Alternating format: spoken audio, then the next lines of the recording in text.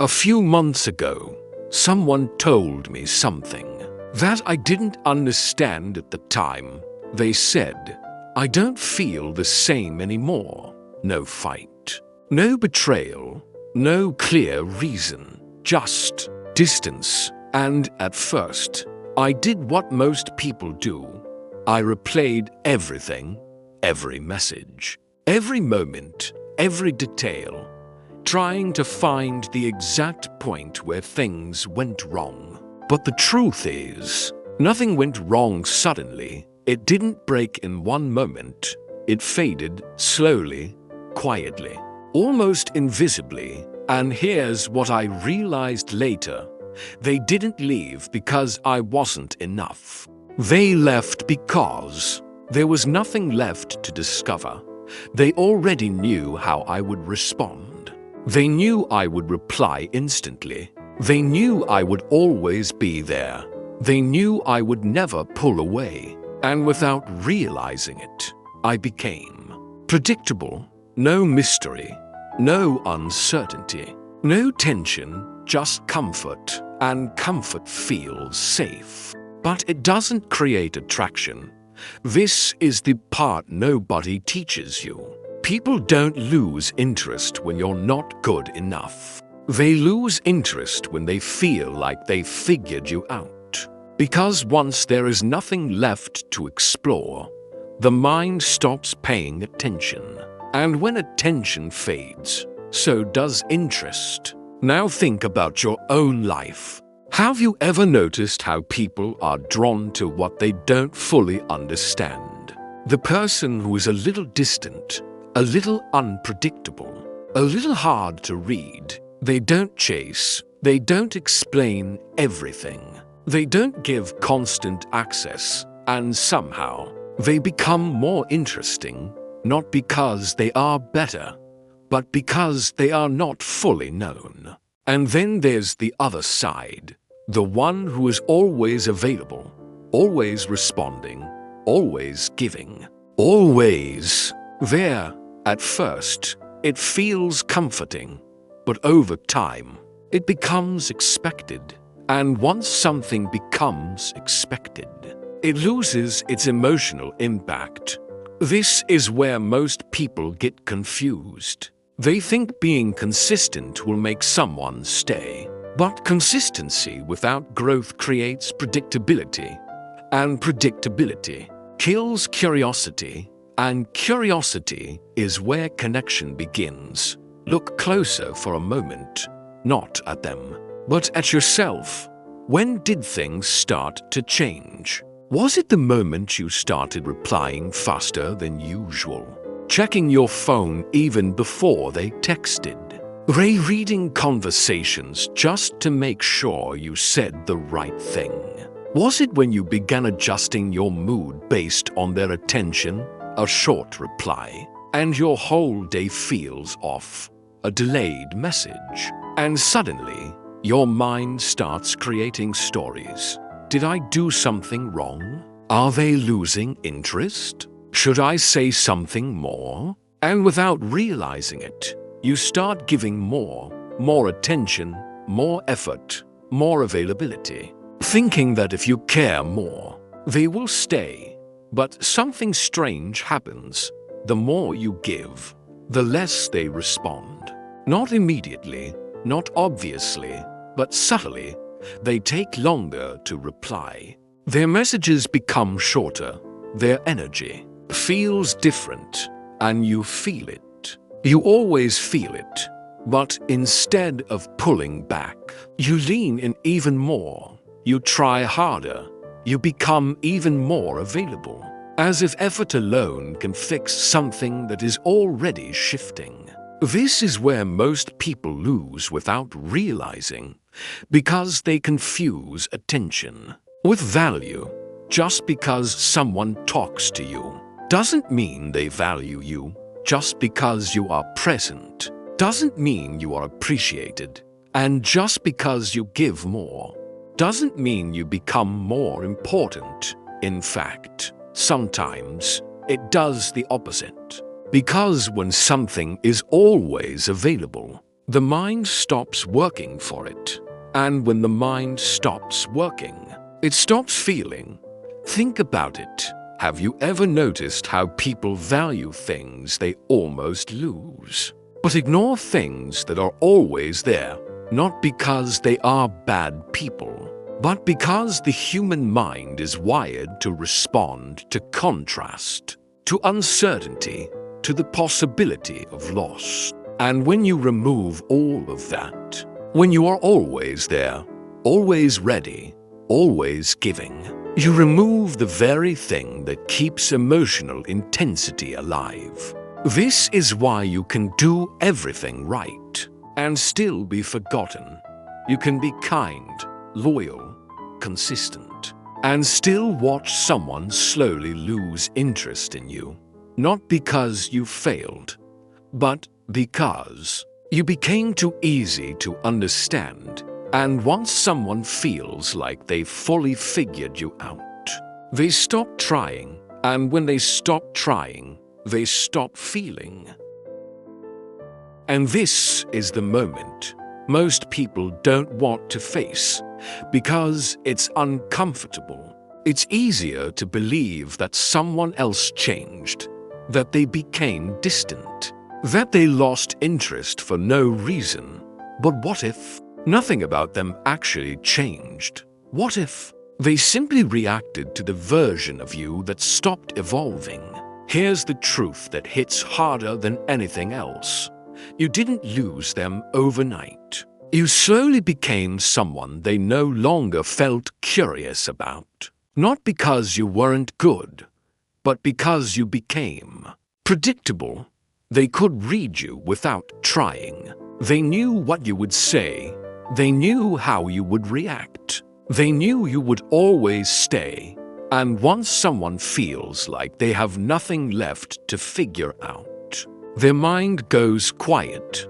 No questions, no curiosity, no emotional tension, just familiarity.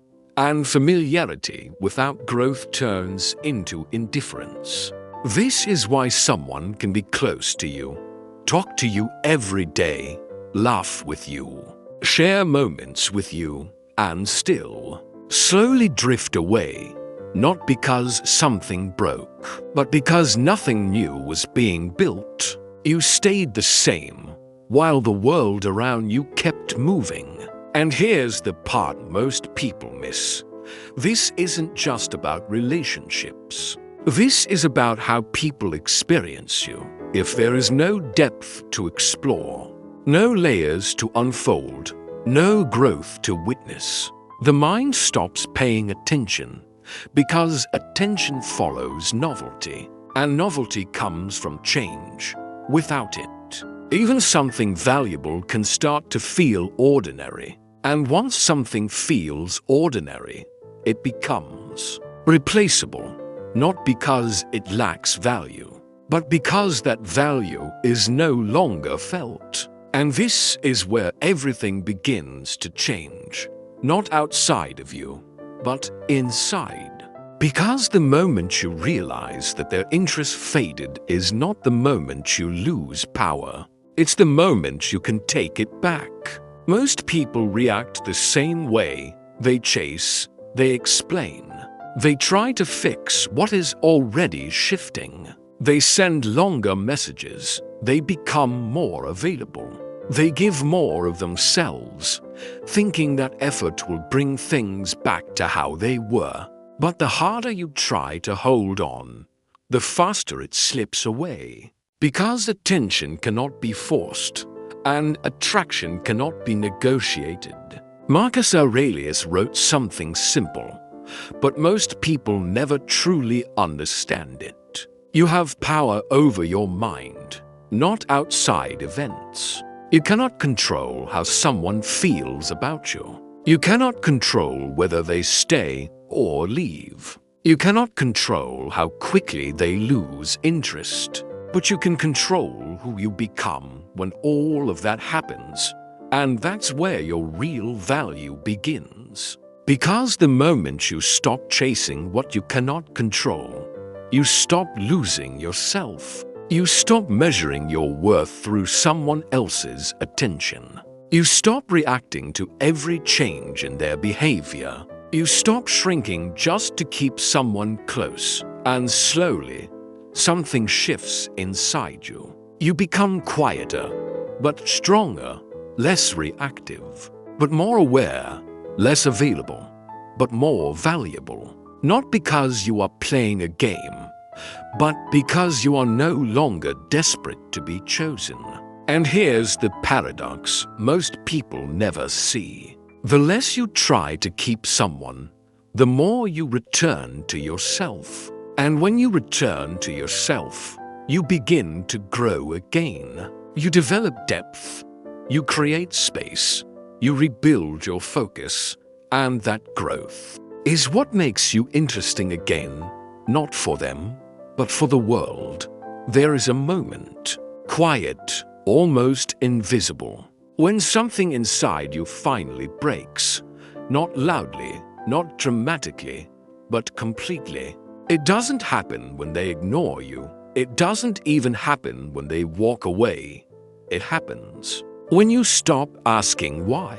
At first, the pain feels personal. You replay every conversation, every message, every moment. You wonder what you did wrong, what you could have said differently, what version of yourself they would have stayed for. But slowly, something begins to change. You get tired of analyzing, tired of chasing clarity from people who never intended to give it, tired of shrinking yourself just to be understood. And in that exhaustion, a strange kind of clarity begins to emerge. You realize something most people never do. They didn't lose interest in you because you weren't enough. They lost interest because they had already figured out how you would respond. They knew you would reply, you would forgive, you would stay, no matter how little they gave. And suddenly, it's not painful anymore. It's obvious. The Stoics spoke about this moment. Though they never described it as heartbreak, they called it awareness, the ability to see reality as it is, not as you wish it to be. And reality, when seen clearly, is often uncomfortable because it forces you to confront something deeper. You were not being rejected, you were being predicted. And predictability, when combined with emotional availability, creates something dangerous. It removes tension, it removes mystery, it removes value. Not because you lack worth, but because you made your presence guaranteed. And here is where the shift happens. Not when you become colder, not when you become distant, but when you become aware of your patterns, aware of your reactions, aware of how easily you gave access to yourself. For the first time, you stop reacting automatically. You pause, you observe, you choose. And that small pause is where your power begins to return, because in that space, you are no longer predictable. You are no longer easy to read. You are no longer someone who can be taken for granted. You don't need to prove anything anymore. You don't need to chase clarity. You don't need to hold on to people who already decided to let go. Instead, you begin to do something unfamiliar. You begin to turn inward. You start asking different questions. Not why did they leave, but why did I stay so long when I felt unseen? And that question changes everything. And once you begin to see it, something subtle but irreversible happens inside you. You stop reacting, not because you don't care, but because you finally understand what deserves your energy and what never did. Before, everything pulled at you. A delayed reply, a cold tone, a change in behavior. Each small shift felt like something you needed to fix, to understand, to respond to. But now, you notice something different. You feel the same triggers, but you don't follow them. You read the message, and you don't rush to reply, not out of strategy, not to play games, but because, for the first time, you're not afraid of the silence. Silence, which once felt like rejection, now feels like space. Space to think, space to choose, space to remain in control. The Stoics believed that true strength is not shown in what you do, but in what you choose not to do. Not every message needs a reply. Not every behavior deserves a reaction.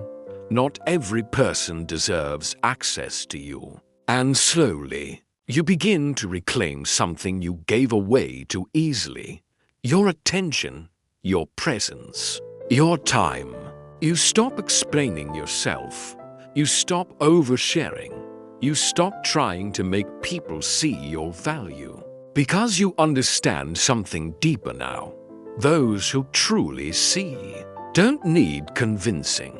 And those who don't, never will. This is where detachment begins. Not coldness, not indifference, but clarity. You can still care. You can still feel. You can still be kind. But you are no longer controlled. You don't chase. You don't cling.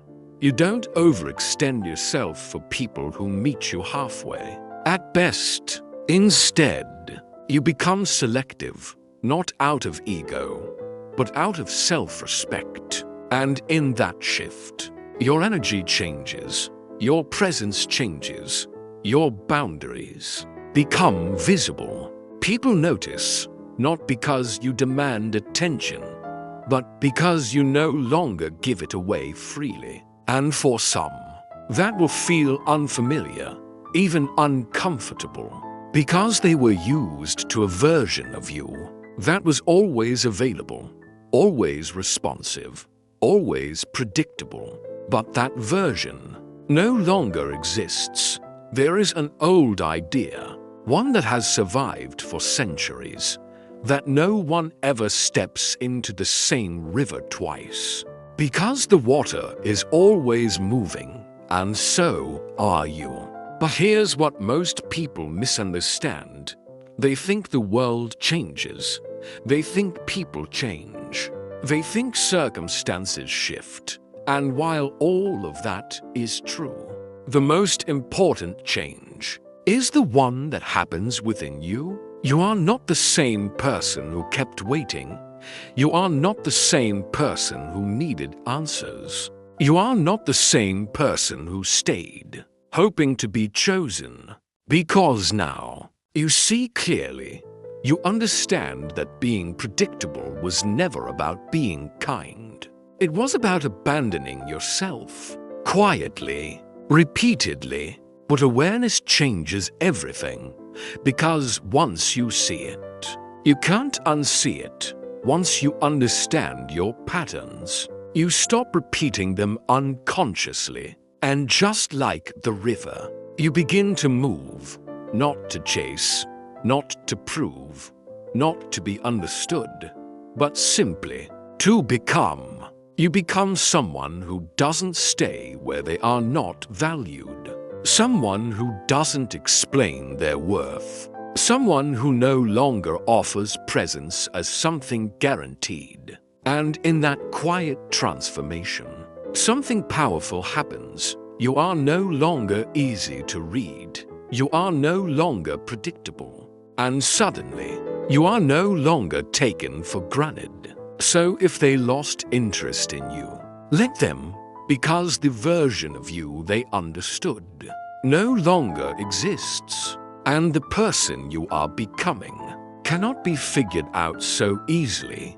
If this message resonated with you, take a moment to pause and reflect, because sometimes the greatest shift doesn't happen out there. It happens within.